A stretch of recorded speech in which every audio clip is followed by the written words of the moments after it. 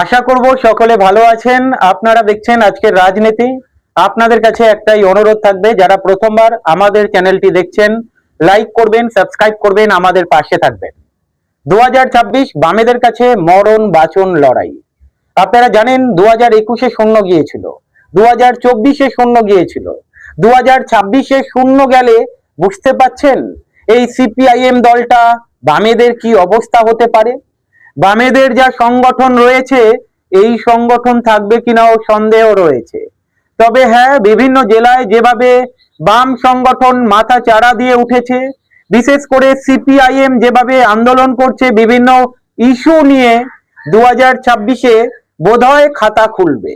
তবে সবকিছু ডিপেন্ড করছে বামেরা কতটা বুথ লেভেল শক্তিশালী করতে পারে, ভোটের সময় কিভাবে বুথ আগলে রাখতে পারে, এই অনেক কিছুর উপরেই কিন্তু নির্ভর করছে।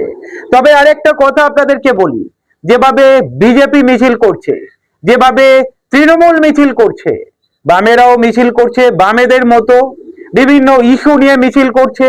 তবে পাল্টা মিছিল দিতে হবে, পাল্টা সভা করতে হবে বামেদের। এই যে সিঙ্গুরে নরেন্দ্র মোদী এলেন, প্রতিশ্রুতি কিছু দিতে পারলেন না। বামেরা কি সিঙ্গুরে পাল্টা আন্দোলন করবে? বামেরা কি সিঙ্গুরে পাল্টা জনসমাবেশ করবে? মীনাক্ষী মুখার্জি, মোহাম্মদ সেলিম, শতরূপ ঘোষ, আরো যারা নেতা রয়েছে, তারা গিয়ে কি মানুষকে ভরসা দিতে পারবে? আমি শুধু সিঙ্গুরের কথা বলছি না, দেখুন যেখানে যেখানে বিজেপি সভা করছে, যেখানে যেখানে তৃণমূল সভা করছে, অভিষেক ব্যানার্জি যাচ্ছে, সেখানে গিয়ে বামেদেরও সভা করতে হবে, বাম ফ্রন্টকে সভা করতে হবে, শুধু সিপিআইএম নয়। বামেদের যে কটা দল রয়েছে, সব কটা দলকে এক জায়গায় আনতে হবে, এক জায়গায় এনে ওই পার্টিকুলার বিধানসভা কেন্দ্রে জমায়েত করতে হবে, সভা করতে হবে, মানুষের মধ্যে একটা দাগ কাটতে হবে, বামেরাও ঘুরে দাঁড়াতে পারে, মানুষকে বোঝাতে হবে বামেরাই একমাত্র দল, যেই দলটা আগামী দিনে শক্ত গণতন্ত্র তৈরি করতে পারে। এই দলটা যদি বিধানসভায় শূন্য থাকে, তাহলে মানুষের অধিকার নিয়ে লড়াই করার কেউ থাকবে না। বিজেপি তৃণমূল রয়েছে, এই দুটো দল বিধানসভায় থাকলে কি হয় মানুষ দেখতে পাচ্ছে। এত চুরি হচ্ছে, আপনারা দেখেছেন, কোটি কোটি টাকা আত্মসাৎ হয়ে গেল, এখনো পর্যন্ত আসল মাথা ধরা পড়লো না। ইডি সিবিআই কি করছে এই প্রশ্ন রয়ে যাচ্ছে। এই যে এসআইআর এর নামে যে নাটকটা চলছে, এই নাটকের বিরুদ্ধে বামেরা প্রতিবাদ করছে। আপনারা দেখেছেন প্রতি কটা বুথে গুনে গুনে সংখ্যালঘু ভোটারসদের নাম কাটা যাচ্ছে, প্রতিবাদ করছে। আইএসএফ প্রতিবাদ করছে, বামেরা প্রতিবাদ করছে, কংগ্রেস প্রতিবাদ করছে। তবে বামেদের প্রতিবাদ আরো জোরদার করতে হবে। এমনিতেও আমরা দেখতে পাচ্ছি মীনাক্ষী মুখার্জি যেভাবে আন্দোলন করছে, যেভাবে মানুষের মন জয় করছে, বুথে বুথে গিয়ে সভা করছে, শুধু মীনাক্ষী মুখার্জি নয়, এসএফআই, ডিওয়াইএফআই, মহিলা সংগঠন, সিটু সংগঠন, প্রতি কটা বামেদের ইউনিট ঝাঁপিয়ে পড়েছে। তার কারণ তারা জানে 2026 কিন্তু সত্যিই কঠিন লড়াই। বিজেপিকে যদি কমাতে না পারে, মানে বিজেপির ভোট পার্সেন্টেজ যদি কমাতে না পারে, তাহলে কিন্তু আগামী দিনে সর্বনাশ। দেখুন, এমনিতেও বিজেপি চায় বামেরা বিলীন হয়ে যাক, বামেরা পশ্চিমবঙ্গ থেকে মুছে যাক। এতে কার সুবিধা হবে জানি না, তবে সাধারণ মানুষ, খেটে খাওয়া মানুষ, তারা আরো বিপদে পড়বে। বিজেপির শক্তি বাড়া মানে হিন্দু মুসলিমের, দেখতে পাচ্ছেন যে ধরনের নোংরা রাজনীতি চলছে, এই রাজনীতি আরো বাড়বে। ভিন রাজ্যে বাংলা ভাষায় কথা বলার জন্য যেভাবে পরিযায়ী শ্রমিকদের উপরে আক্রমণ, বাঙালি পরিযায়ী শ্রমিক, সে হিন্দু হোক বা মুসলিম হোক, আপনারা দেখেছেন যেভাবে আক্রমণ হয়েছে ভিন রাজ্যে, সেটা আপনারা নিশ্চয়ই দেখতে পাচ্ছেন। এই যে মধ্যপ্রদেশে আপনারা দেখলেন যে জল খেয়ে মারা গেল কত মানুষ, বিজেপি কটা প্রতিবাদ করেছে, কিন্তু তারা বাংলাদেশ ইস্যু নিয়ে আন্দোলন করবে। এখান থেকে বোঝা যায় তারা শুধু ধর্মীয় মেরুকরণ করতে চায়। তারা কখনো উন্নয়ন নিয়ে কথা বলে না, শিক্ষা নিয়ে কথা বলে না, স্বাস্থ্য নিয়ে কথা বলে না, ফাঁকা আওয়াজ দেয়।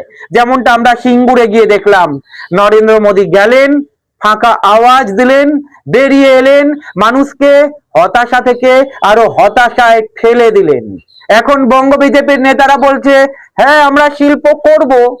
নরেন্দ্র মোদী বলতে কি হয়েছিল? নরেন্দ্র মোদী কেন বলল না? আর বাংলার বিজেপি নেতাদের মানুষ কতটা বিশ্বাস করে সেটা সন্দেহ রয়ে যায়। যাই হোক, বামেদের কথা বলছি। বামেরা এখন যথেষ্ট শক্তিশালী, বিশেষ করে সিপিআইএম যথেষ্ট শক্তিশালী, সিপিআইএম এর ইউনিট যথেষ্ট শক্তিশালী। তবে এই লড়াইকে আরো জোরদার করতে হবে, প্রচার আরো জোরদার করতে হবে। যদি 2024-এ বামেরা জোটে যায়, মানে ধর্ম নিরপেক্ষ দলগুলোকে এক জায়গায় আনার কাজ করে, তাহলে এই কাজটা এখন থেকে করতে হবে।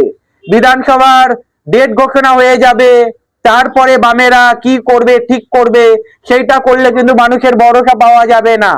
এই মুহূর্তে দরকার একটা শক্তিশালী থার্ড ফ্রন্ট তৈরি করা, যেই ফ্রন্টের উপরে ভরসা করে 2026-এ ভালো ফল করা যেতে পারে। মানুষের মন জয় করতে গেলে, মানুষের বিশ্বাস ফিরিয়ে আনতে গেলে এখনই যদি আইএসএফ এর সঙ্গে হাত ধরতে হয়, এখনই সমঝোতা হয়ে যাক আর একসঙ্গে মাঠে নামুক। যদি বামেরা চায় আরো অন্যান্য দল যারা ধর্ম নিরপেক্ষতাতে ভরসা রাখে, বিশ্বাস করে সব কটা দলকে এক জায়গায় আনবে, তাহলে সব কটা দলকে এক জায়গায় এনে আলোচনা শুরু করুক।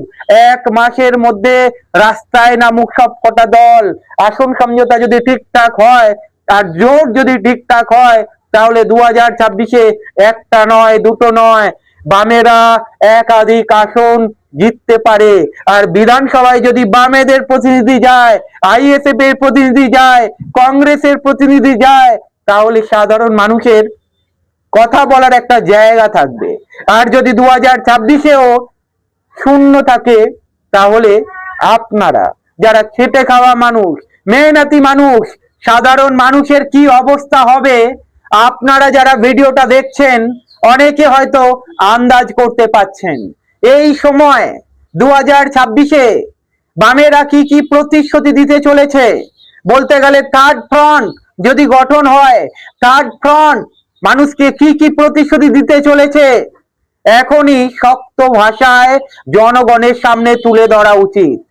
আর এখন থেকে যদি এটা না হয়, তাহলে 2026-এ ভালো ফলের আশা ছেড়ে দেন। হ্যাঁ, বামেরা যদি চায় একা লড়বো, তাহলে এখনই ডিক্লেয়ার করে দিক। আর যদি চায় জোট করে লড়বো, এখনই বলে দেওয়া উচিত। আর এখন থেকে যদি বলে দেয় সময় রয়েছে। আমি কখনো বলছি না যে থার্ড ফ্রন্ট সরকার গড়ে ফেলবে।